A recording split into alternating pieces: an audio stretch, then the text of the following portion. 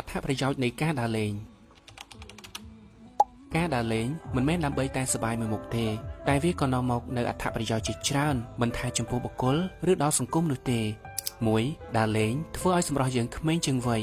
ពេលបានដើរលេងយើងនឹងមើលឃើញថាខ្លួនឯងញញឹមច្រើនជាងមុនសើចច្រើនជាងមុនស្រស់ស្រាយច្រើនជាងមុនកត្តានេះធ្វើឲ្យសម្រស់យើងមើលទៅស្រស់ស្អាតចេញពីខាងក្នុងមកដែលមិនចាំបាច់ទៅកែសម្ផស្សនោះទេ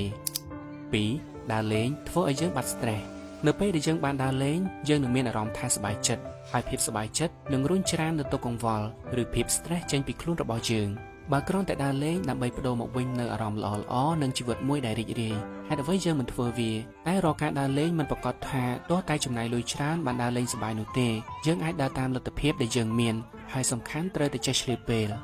3. ដើរលេងជួយបង្កើនប្រសិទ្ធភាពការងារបានកាន់តែល្អ